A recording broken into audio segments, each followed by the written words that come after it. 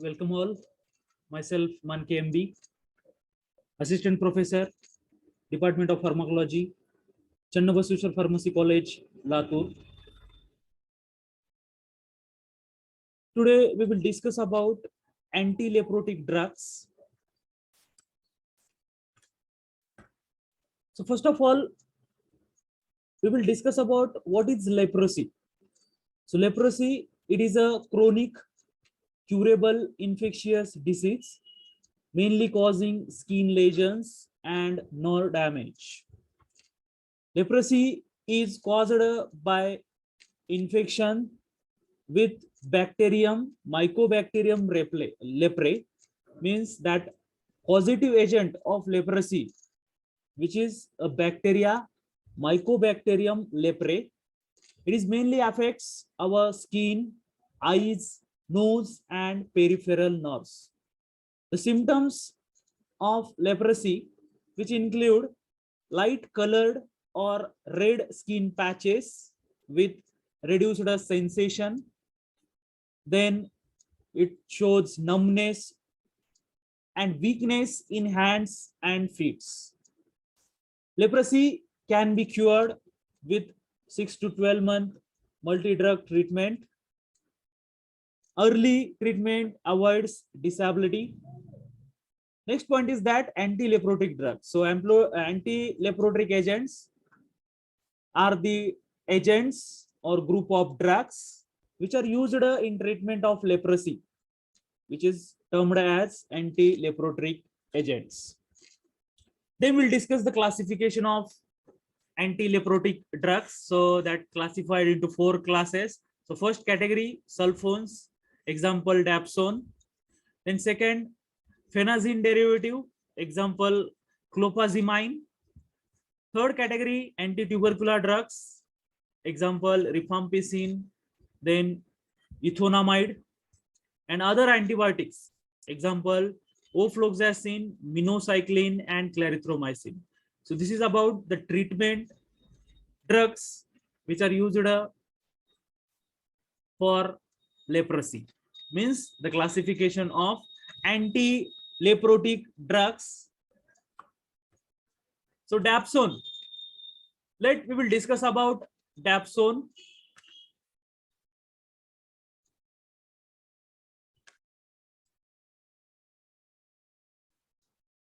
So Dapsone, it is diamino diphenyl sulfone, that is in short it is called as DDS, diamino diphenyl sulfone.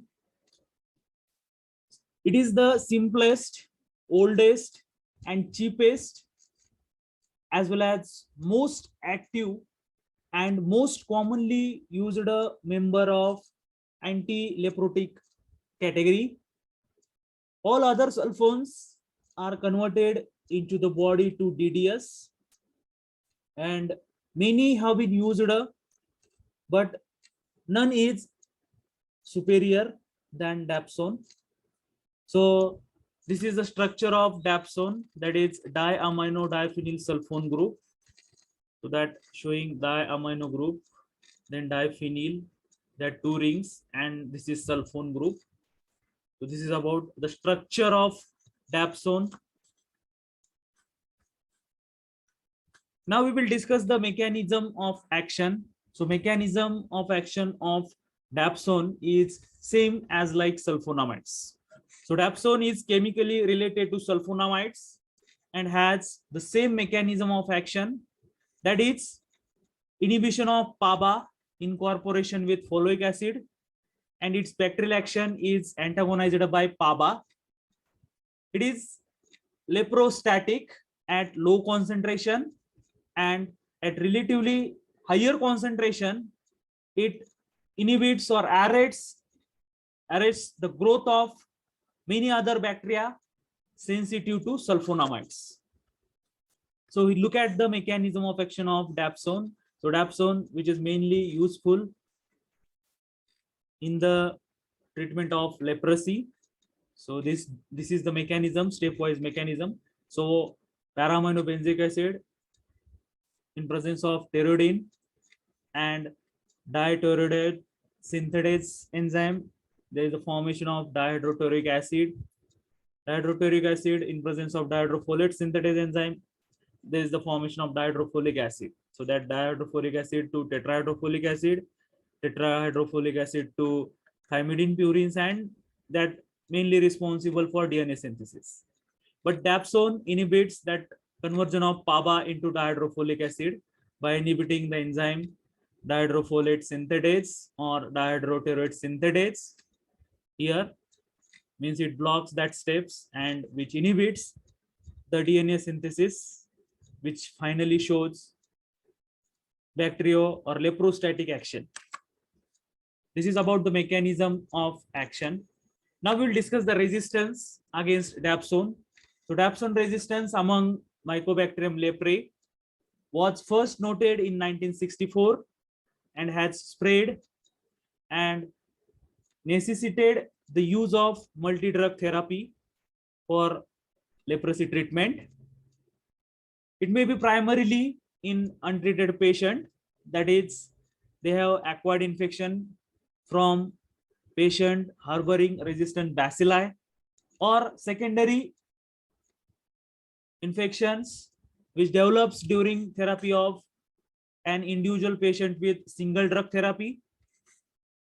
The incidence of primary dapsone resistance reported from different parts of the world from time to time and varied from 2.5 to 40%, whereas secondary dapsone resistance occurred in about 20% of patients which is treated with monotherapy or single drug therapy. So this is about resistance of dapsone. Now we'll discuss the pharmacokinetic of dapsone.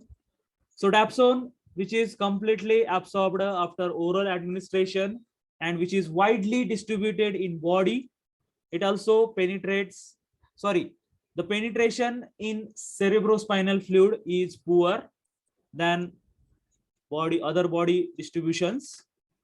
It is 70% bounds to plasma protein, but more importantly concentrated in the skin, that is especially in the lepromatous skin area, muscle, liver, as well as in kidney. So dapsone, which is metabolized in the liver through acetylation as well as glucuronide formation and sulfate conjugation. The metabolites which are excreted in the bile, reabsorbed from intestine. So most of that ultimate excretion occurs through the kidney or through in the form of urine. The plasma T-half of dapsone is variable, and that is often more than 24 hours. Now uses of dapsone. So dapsone, which is mainly useful in the treatment of leprosy, and second use that in combination with pyrimethamine, dapsone, which can be used for chloroquine resistant malaria, means it is also useful in the treatment of malaria. So dapsone useful in treatment of leprosy as well as it is useful in treatment of malaria. Now we will discuss about adverse effect of dapsone. So dapsone, which is generally well tolerated at the doses 100 mg per day or less. It shows mild hemolytic anemia. Dapsone also shows dose-related toxicities, like it reflects oxidizing property of drug. Patient with glucose 6-phosphate dehydrogenase deficiency, which are more susceptible, that is doses greater than 50 mg per day, which may produce hemolysis in the patients of glucose 6-phosphate dehydrogenase deficiency patients, which can lead to hemolysis. Dapsone also causes gastric intolerance such as nausea, anorexia. Other side effects includes it shows methemoglobinemia, means high level of methemoglobin in blood. It shows headache, paresthesia, mental symptoms, as well as it shows drug fever. So these are the adverse effects for Dapsone. Then we will discuss about contraindications. So contraindications of Dapsone. So Dapsone should not be used in patient with severe anemia with hemoglobin level less than 7 gram percent. Also, Dapsone, which is contraindicated in glucose 6-phosphate dehydrogenase deficient patient. So if you have prescribed that Dapsone in glucose 6-phosphate dehydrogenase deficient patient, it shows hemolysis as well as it shows hyposensitivity reactions. Then next drug we will discuss about Clofazimine. So Clofazimine, it is a dye with leprostatic and anti-inflammatory property, and that acts probably by interfering with template function of DNA in Mycobacterium leprae. Means Clofazimine, which produces alteration in the DNA formation. When Clofazimine used alone, resistance to clofazimine develops in 1 to 3 years. Means if you are using single therapy of clofazimine, then that resistance in the Mycobacterium leprae occurs within 1 to 3 years.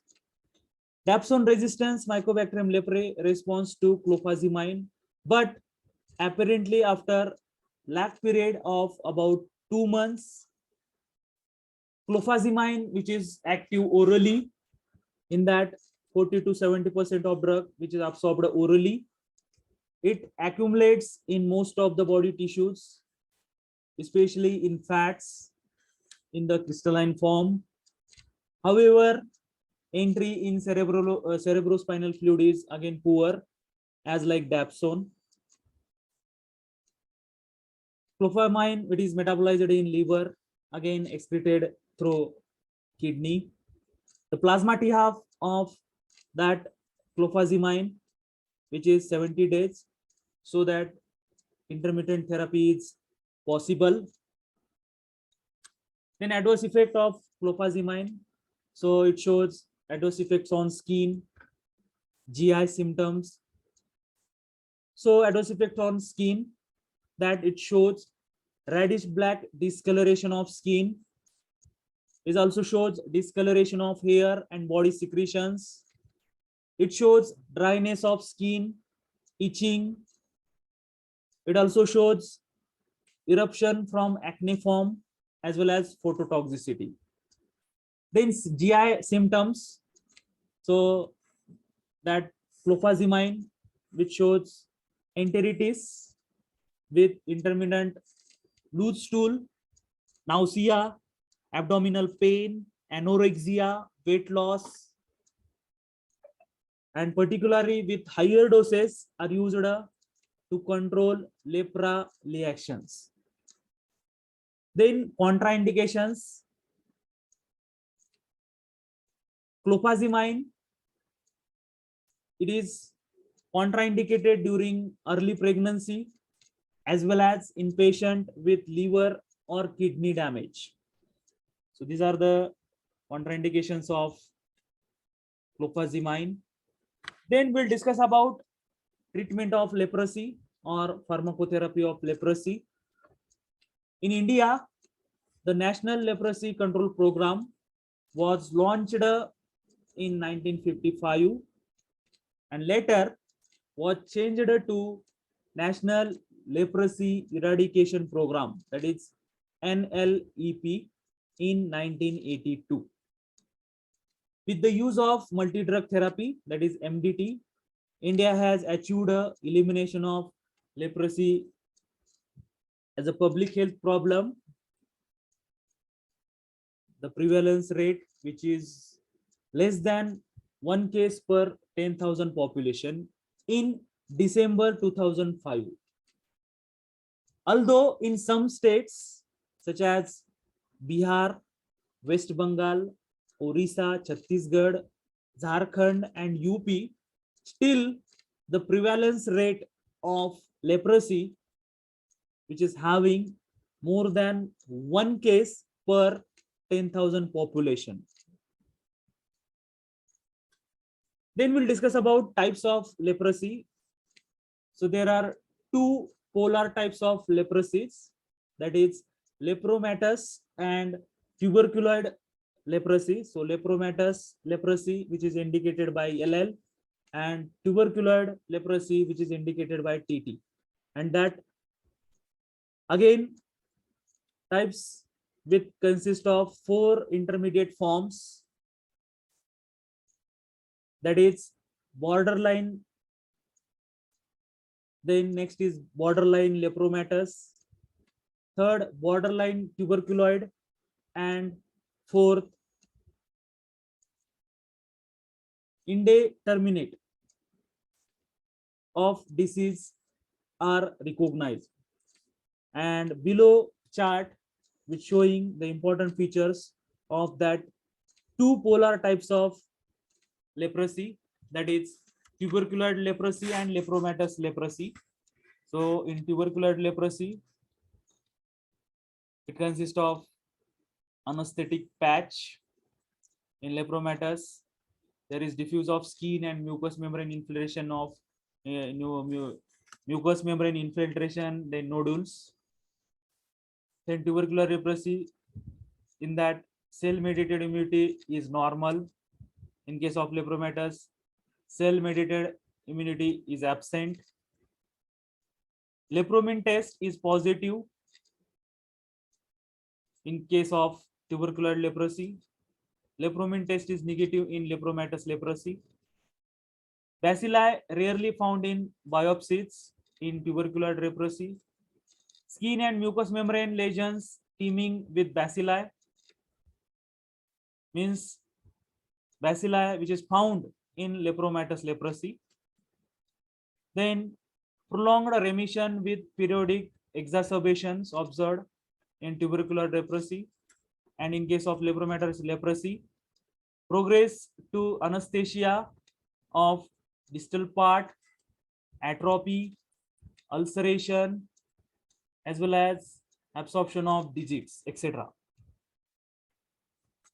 So types of leprosy. So for operational purposes, leprosy which is divided into two main types, that is non-infectious and infectious. So non-infectious type, which is also known as Paucibacillary leprosy, that is PBL in short, which includes TT, BT, and I. And second is that multibacillary leprosy, which is infectious leprosy, which is also known as MBL, that includes lepromatous leprosy, then BL lepromatous, and BB.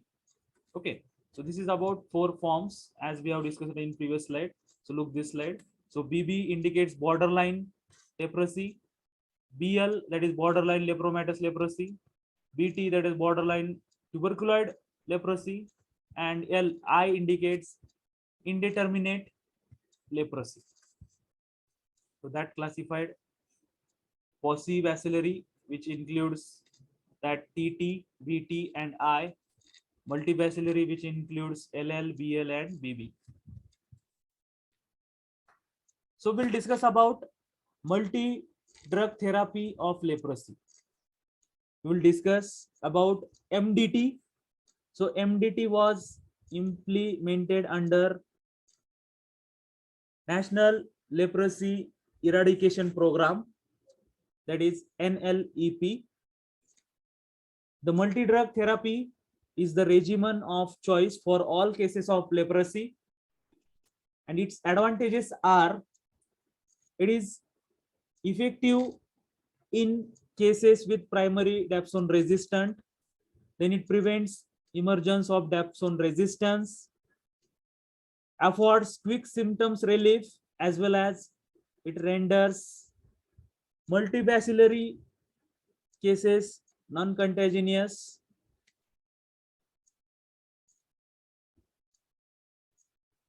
and it reduces total duration of therapy.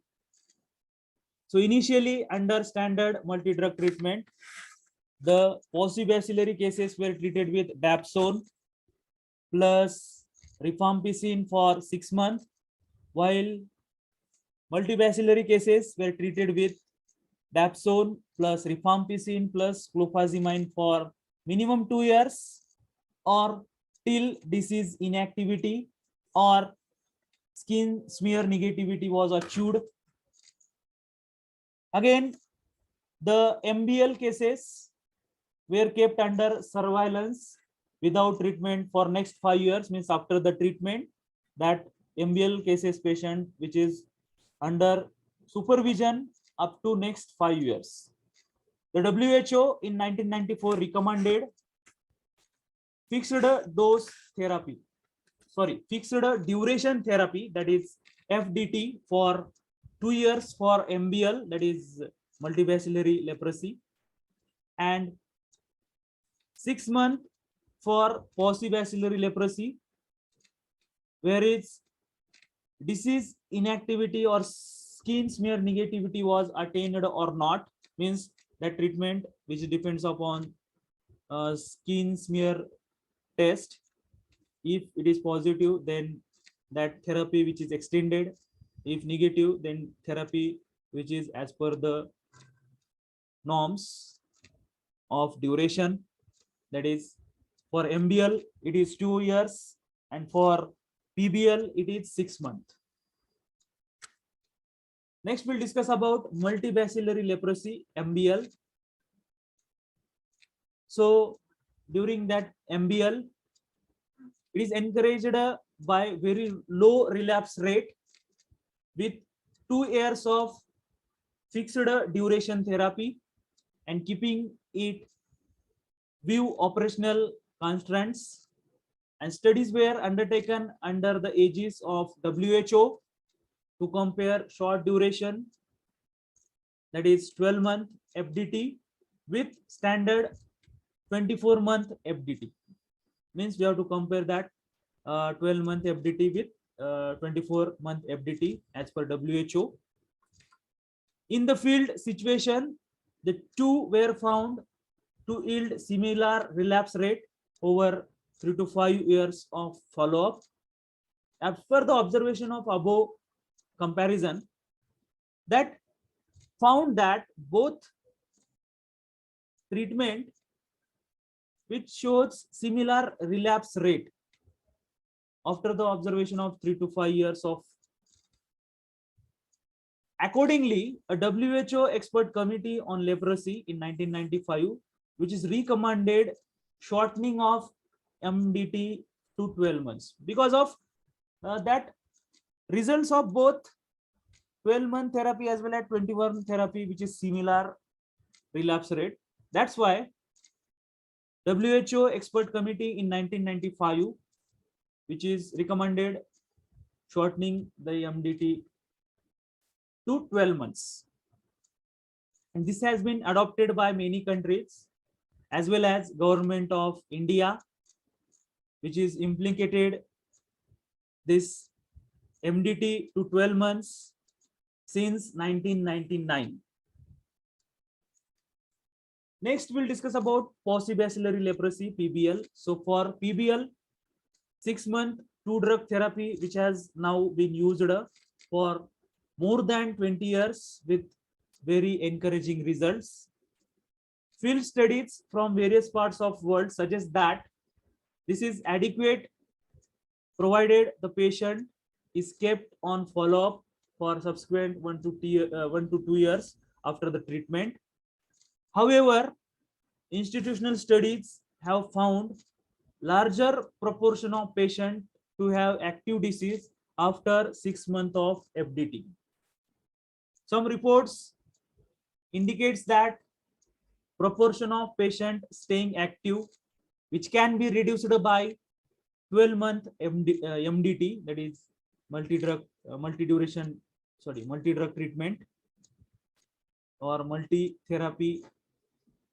multidrug therapy. Independent leprologist preferred to extend therapy of PBL for 12 months or longer till disease inactivity is achieved. Means as per that some of the leprologists They may extend their therapy for PBL up to 12 months, or when disease inactivity is achieved. So look at the treatment multi-drug therapy for leprosy here. That's showing the multi-drug therapy of leprosy in multibacillary patient as well as paucibacillary leprosy patient. So rifampicin 600 mg once a month supervised for MBL, and 600 mg once a month supervised for PBL. Dapsone 100 mg daily self-administered for MBL, 100 mg daily self-administered for PBL. Clofazimine 300 mg once a month supervised for multibacillary leprosy, as well as 50 mg clofazimine daily self-administered for MBL. So here clofazimine, which is not preferred for PBL patients. And duration, so duration of therapy for multibacillary leprosy, it is 12 months, and for paucibacillary patient or leprotic patient, it is 6 months. So the doses to be reduced suitably for children as per their body weights. Next, we'll discuss the alternative regimens, alternative treatment for multibacillary and paucibacillary leprosy. So these are used only in case of rifampicin resistant, or when it is impossible or inadvisable to employ the standard multi-drug therapy regimens. So look at the alternative regimens treatment. So here clofazimine 50 mg plus any two drugs, that is ofloxacin 400 mg or minocycline 100 mg or clarithromycin 500 mg. Means out of three drugs, ofloxacin, minocycline, clarithromycin, we have to use two drugs daily for 6 months, and that followed by clofazimine 50 mg and any one of ofloxacin 400 mg or minocycline 100 mg daily for additional 18 months. Okay, so this is first alternative regimen. Then second, 4-drug regimen of rifampicin 600 mg plus sparfloxacin 200 mg plus clarithromycin 500 mg plus minocycline 100 mg daily for 12 weeks. That treatment which is yielded equivalent or better clinical improvement in MBL cases than standard 12-month multi-drug therapy. In case of refusal to accept clofazimine, ofloxacin 400 mg or minocycline 100 mg daily can be substituted for it in standard multi-drug therapy. For PBL cases, only one skin lesion can be treated with single dose of rifampicin 600 mg plus ofloxacin 400 mg plus minocycline 100 mg. So these are the alternative regimens. Alternative regimen treatment for leprosy. Then here some terms which is comes during that leprosy, that is reactions in leprosy. So in that first one, we'll discuss about lepra reactions. So lepra reactions, these are the inflammatory reactions which occurs in leprosy due to circulating immune complexes, as well as vasculitis or T cell reaction which may be induced by treatment. So this is means lepra reactions. That kind of reactions observed during antileprotic treatment. Then second is that sulfone syndrome. So sulfone syndrome also observed during treatment with Dapsone. So it is a reaction which develops 4 to 6 weeks after Dapsone treatment, and it consists of fever, malaise, lymph node enlargement, shedding of skin, jaundice, and anemia. So such symptoms which is observed after 4 to 6 weeks after Dapsone treatment, that is we called sulfone syndrome. And third, that is reversal reaction. So reversal reaction, this is seen in tubercular leprosy. It is a manifestation of delayed hypersensitivity reactions to Mycobacterium leprae antigens, cutaneous ulceration, multiple nerve involvement with pain and tenderness occurs suddenly even after completion of therapy. That is means reversal reaction. So reversal of some of the hypersensitive reactions observed with Mycobacterium leprae antigens. So these are the reactions observed during antileprotic treatment, that is lepra reaction, sulfone syndrome, and reversal reaction. So these are the references for today's lecture. Thank you. Thank you very much.